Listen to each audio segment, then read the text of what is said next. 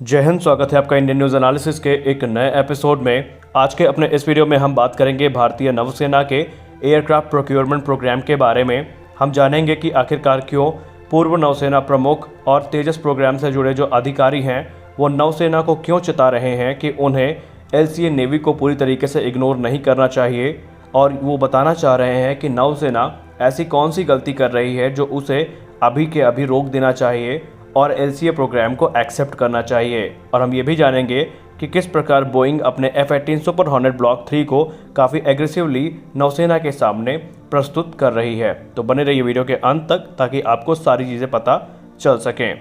दोस्तों, भारत का indigenous aircraft carrier INS Vikrant अगले 1 से 2 सालों में पूरी तरीके से ऑपरेशनल हो जाएगा। तो एक बड़ा सवाल इसको लेकर के हमेशा उठता रहा है और आज भी है कि आखिरकार नौसेना से भारतीय जो INS विक्रांत है उसमें नौसेना कब तक MiG-29 फाइटर जेट्स को उड़ाएगी। क्या कोई दूसरे फाइटर जेट्स को भी यहाँ पे मौका दिया जाएगा, और क्या जो अगला फाइटर जेट होगा वो भारतीय होगा या फिर भारतीय नौसेना अपनी ज़रूरत को पूरा करने के लिए जो विदेशी फाइटर्स हैं उनकी तरफ जा सकती है। लेकिन हम इस पर चर्चा करें उससे पहले आपको हम बताना चाहेंगे कि भारतीय नौसेना ने आखिरकार तेजस के नेवल वेरिएंट को रिजेक्ट क्यों किया था। क्या उसमें कोई कमी थी या फिर नौसेना उसको चाहती ही नहीं थी। तो दोस्तों, दिसंबर 2016 को भारतीय नौसेना के उस समय के प्रमुख जो हैं उन्होंने ये कहा था कि भारतीय नौसेना जो एयरक्राफ्ट एलसीए तेजस का नेवल वेरिएंट है उसको रिजेक्ट कर रही है। उन्होंने ये बताया था कारण कि ये काफ़ी ओवरवेट है। तो ये एक कारण बताया गया था नौसेना की तरफ से। लेकिन इसके अलावा नौसेना ने एक टिप्पणी और करी थी, वो ये थी कि नौसेना अपने डेक से सिंगल इंजन फाइटर जेट्स को उड़ाना ही नहीं चाहती थी। उनका मानना था कि नौसेना की ज़रूरत को पूरा करने के लिए डुअल इंजन फाइटर होने ज़रूरी हैं ताकि उनका जो बेहतर थ्रस्ट टू वेट रेशियो है वो नौसेना की मदद कर सके और फ्यूल के साथ जो पेलोड है वो भी बड़ी मात्रा में कैरी किया जा सके, जो कि नौसेना के हिसाब से तेजस के नेवल वेरिएंट के द्वारा पूरा नहीं किया जा सकता था। और नौसेना इसी चीज़ को एक कारण बता करके एलसीए नेवी को रिजेक्ट की थी। हालांकि नौसेना ने ये क्लियर कर दिया है कि 2030 तक वो अपने MiG-29 के फाइटर जेट्स को ऑपरेट करेंगे, INS विक्रमादित्य और INS विक्रांत दोनों से। उसके बाद नौसेना कोई बड़ा डिसीजन ले सकती है। हालांकि अभी 45 की संख्या में MiG-29 के फाइटर जेट नौसेना की सर्विस में हैं और ये 2032 से 35 तक रहेंगे भी। और शुरुआत में प्लान तो ये था नौसेना का कि एलसीए नेवी को 50 की संख्या में खरीदा जाएगा, लेकिन क्योंकि नौसेना इनके रिजल्ट से संतुष्ट नहीं थी और वो ऑलरेडी सिंगल इंजन फाइटर को नहीं लेना चाहती थी, इसलिए अब ये जो पूरा का पूरा निर्णय था वो बदल दिया गया था।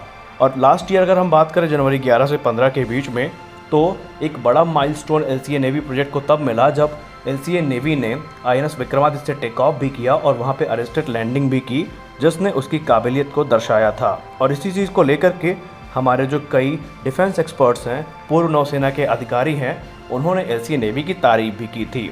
लेकिन उसी साल भारतीय नौसेना ने एक बार फिर से मल्टी रोल कैरियर बॉन्ड फाइटर प्रोग्राम को जोड़ दिया और उन्होंने कहा कि भारतीय नौसेना फिलहाल अपनी ज़रूरत को पूरा करने के लिए जो एडिशनल फाइटर जेट्स हैं उनको ले सकती है।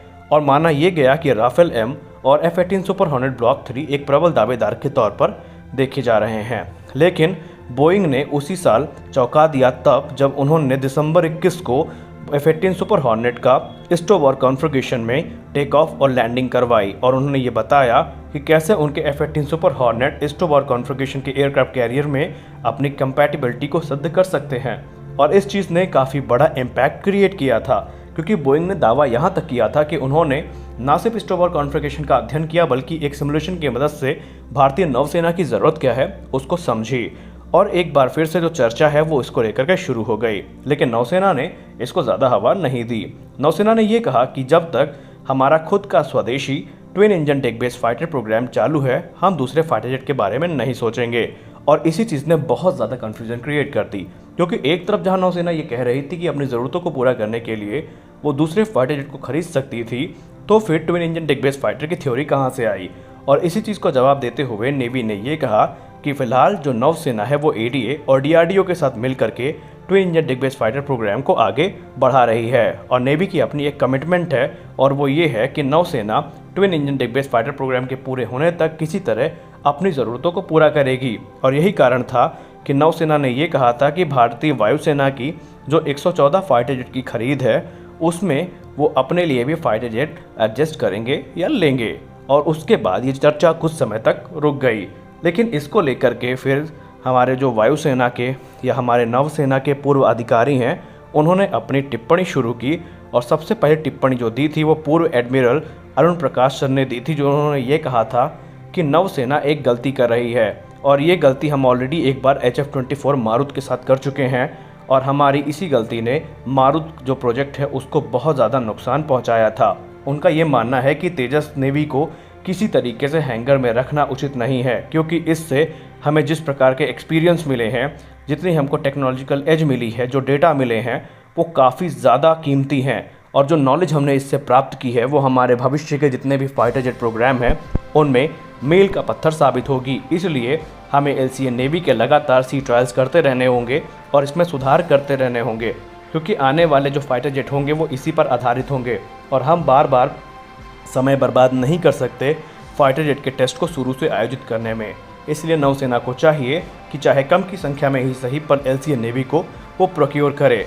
और इस चीज़ का खुलासा खुद हमारे जो पूर्व एयर मार्शल फिलिप राजकुमार सर हैं उन्होंने अपनी बुक में किया था, जब उन्होंने ये कहा था कि भारत के लोगों में अभी भी LCA प्रोग्राम को लेकर के बहुत ज़्यादा अंधकार है। उनको ये नहीं पता कि LCA प्रोग्राम शुरू कब से हुआ। लोग हमेशा चिल्लाते हैं कि LCA तेजस की शुरुआत 1983 से की गई प्रोग्राम में, यानी LCA तेजस जो प्रोग्राम है उसकी शुरुआत 1983 से की गई, लेकिन लोगों को इसकी सच्चाई नहीं पता। उन्होंने कहा कि 1983 में हमें सिर्फ अनुमति मिली थी कि हम तेजस प्रोजेक्ट को शुरू करें। उस समय ना तो हमारे पास फंडिंग थी और ना ही उस समय की सरकार ने हमें स्पष्ट रूप से कुछ बताया था। उन्होंने कहा हमें जो पहली राशि अलॉट की गई थी वो 1993 में की गई थी, जो कि तेजस के पहले टेक्नोलॉजी डेमोन्स्ट्रेटर के लिए थी। और टेक्नोलॉजी डेमोन्स्ट्रेटर की जहाँ तक बात है, उसने 2001 में अपनी उड़ान भरी थी।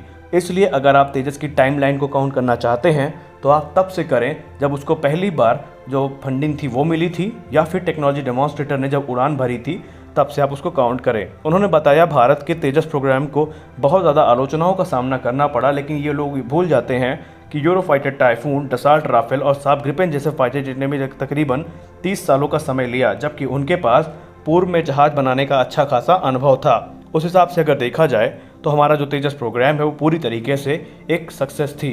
लेकिन जहाँ तक बात रही भारतीय नौसेना की, तो भारतीय नौसेना अभी इसको लेकर के खुद क्लियर नहीं है कि उसे जो मीडियम वेट फाइटर्स हैं उनके तरफ जाना है या TED-BF का इंतज़ार करना है। क्योंकि कभी नौसेना ये कहती है कि वो TED-BF प्रोग्राम को बैक कर रही है, तो कभी नौसेना के जो कुछ अधिकारी हैं वो ये कहते हैं कि तत्काल अपनी ज़रूरतों को पूरा करने के लिए भारतीय नौसेना एडिशनल फाइटर जेट्स पे जा सकती है। और यही चीज़ एक बड़ी कन्फ्यूज़न का कारण है और इस चीज़ को लेकर के अलग अलग आर्टिकल्स और ज़्यादा कंफ्यूज करते रहते हैं। तो हमने आज के अपने इस वीडियो में भारतीय वायुसेना और भारतीय नौसेना के कुछ पूर्व अधिकारियों की टिप्पणी के द्वारा आपको समझाने की कोशिश की कि नौसेना को LCA प्रोजेक्ट को क्यों बैक करना चाहिए और क्यों भारतीय नौसेना को LCA जो प्रोग्राम है उससे मुंह नहीं मोड़ना चाहिए। आई होप आज का अपना वीडियो ये समझ में आया होगा आपको। मिलते हैं अपने अगले वीडियो में, तब तक के लिए जय हिंद।